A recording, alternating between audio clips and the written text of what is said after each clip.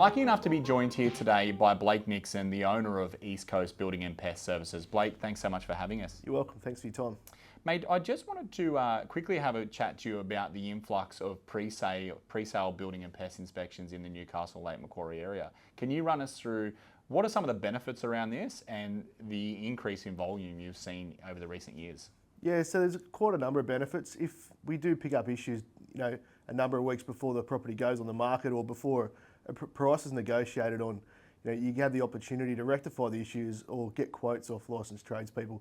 So then you know exactly what you're dealing with and the right ways to move forward with the sale. I find from an agent's perspective, it just better prepares me for that sale. And if I know what sort of factors that we're facing prior, not only can I assist the seller by having, I would almost say rehearsed dialogue around those things, but I also can have the ability to help ease those buyer concerns. Yeah, 100%, because a buyer sees issues with their house and depending on the level of issue, a lot of them get scared and run away.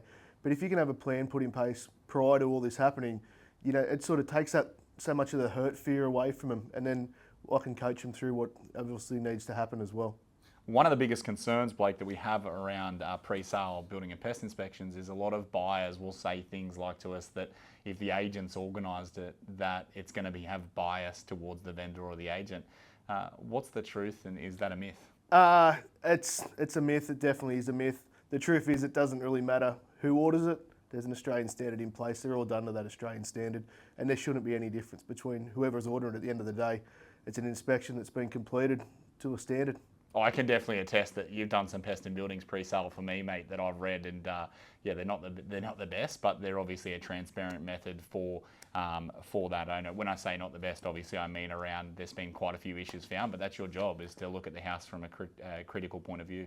Yeah, 100%. There's reasons why different parts of the report read differently, and a lot of it comes down to education, and the people that read them not very often don't have the knowledge to understand them. So they need help and coaching how to actually read and interpret the report themselves. Yeah, because you are bound by legislation with some of those terminology that you can use in a report, correct? Yeah, 100% we are. Blake, occasionally we come across a buyer, particularly on newer properties, where they're saying that they won't do a building and pest, and whether it's one of our listings or another agent's, they won't do a building and pest, particularly if it's brand new. What advice would you have to a buyer that's considering waiving a building and pest inspection or not looking at anything prior to making an unconditional purchase? Look, that can be a really silly mistake, depending on what their motive is to do that. If it's a financial motive, not wanting to pay for the inspection fee, or if it's a time motive, given there might be another party involved, the situation will vary depending on what it actually is. I'd always recommend getting one because, some minor things and, the topography of the site can affect the way drainage works, and it could be something so minor on a dry day that can lead to something major on a wet day. And obviously not everything is evident to the vacant eye, like the vacant eye, in terms of when we first look at a property. They can look good on the surface, but you obviously look at it in a more intrusive manner. Yeah, 100%. Even like little things like the moisture tests around bathrooms, it is quite common for tap washers to leak or a nail to hit a pipe in behind a wall on a new build, and it slowly rusts out and starts to leak in the wall cavity. And you don't really see that until 6-9 months down the track unless you pick it up with an electronic meter.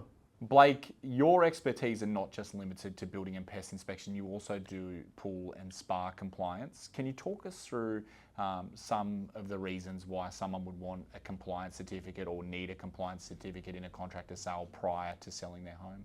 So other than being a legislative requirement to have a compliance or a non-compliance certificate, it's more beneficial to have a compliance certificate, because if you sell with a non-compliance certificate, the new owners, once settlement date comes, have got 90 days to rectify any issues within that property, and that's going to hurt your sale price if they have to come and do more work to the property once they take ownership of it.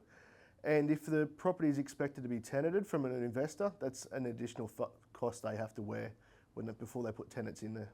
We find no matter how minute the issue is in terms of what it needs to be compliant, having a certificate of non-compliance, sometimes it's unavoidable, but having a certificate of non-compliance in the contract, it does deter buyers, even if it's a simple case of changing a latch or raising the height of a pool fence. So our advice to sellers would always be to have a certificate of compliance and to make sure that we avoid any elimination of buyers just simply from the fact because they're deterred in regards to the pool non-compliance. Yeah, 100%. Like the best thing to do is get rid of the question. If you can get rid of the question by getting a compliance certificate, it's the best move forward.